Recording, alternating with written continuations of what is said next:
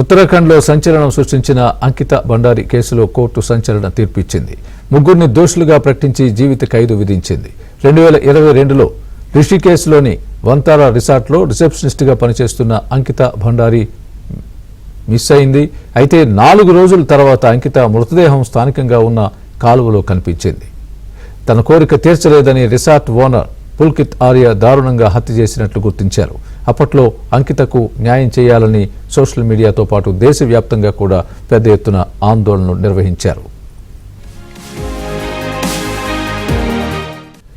కేసులో నిందితుడిగా ఉన్న పుల్కిత్ శర్మ తండ్రి వినోద్ ఆర్య బీజేపీ నేతగా ఉన్నారు. అయితే కేసు నుంచి పుల్కిత్ను తప్పించే ప్రయత్నాలు జరిగాయని అప్పట్లో ఆరోపణలు వచ్చాయి.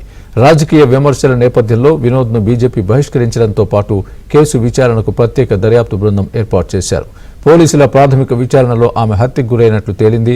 ఈ కేసులో రిసార్ట్ ఆపరేటర్ పుల్కిత్ ఆర్య, మరో 2 ఉద్యోగులు సౌరభ్ భాస్కర్, అంకిత్ గుప్తాలను పోలీసులు అరెస్ట్ చేశారు. అయితే ఆమెపై అత్యాచారం జరగలేదని ఫోరెన్సిక్ నివేదిక ధృవీకరించింది. నిందితులపై పలు సెక్షన్ల కింద కేసు నమోదు చేసిన సిట్ అధికారులు 500 పేజీలతో ఛార్జ్షీట్ను రూపొందించారు. जो आईपीसी है उसमें लाइफ इम्प्रिजमेंट हुआ है, कठोर कारावास और 50,000 रुपए का जुर्माना। इन डिफॉल्ट अलग से सजा सुनाई गई है। अगर वो 50,000 रुपए का फाइन नहीं भरेंगे तो उसके लिए एक साल का इम्प्रिजमेंट अलग से होगा। 201 आईपीसी में 5 साल का कारावास प्लस 20,000 रुपए का जुर्माना। इन डिफॉल्ट अलग से कन्विक्शन किया गया है।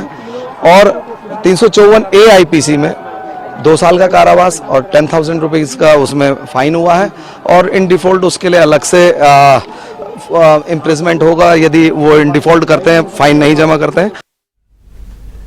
2023 మార్చి చివరిలో కోర్టులో ఈ కేసు విచారణ ప్రారంభమైంది. మొత్తం 97 మంది సాక్షుల్లో 47 మందిని కోర్టు విచారణ చేసింది. 2 ఏళ్ల పాటు సాగిన విచారణ తర్వాత పుల్కిత్ ఆర్య, సౌరభ్ భాస్కర్, అంకిత్ గుప్తాను న్యాయస్థానం దోషులుగా ప్రకటించింది.